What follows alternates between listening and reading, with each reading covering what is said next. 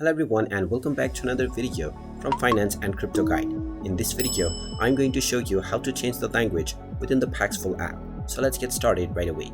First of all, open up the Paxful application on your device. And if you haven't logged into your account already, proceed forward with your biometrics or your credentials. Once you are logged in, you will be taken into the home page, from which, if you wish to change the language for the app, tap on the account icon at the bottom right corner.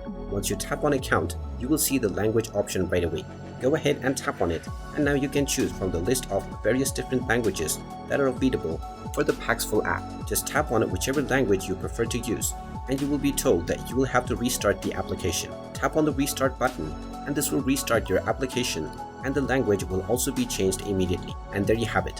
That is how easy it is to change your language on the Paxful application. If you find this video helpful, make sure you hit that like button and subscribe to our channel if you haven't done so already. Also ring that notification bell to never miss another update from us. Thank you for watching, and I will see you again in the next video.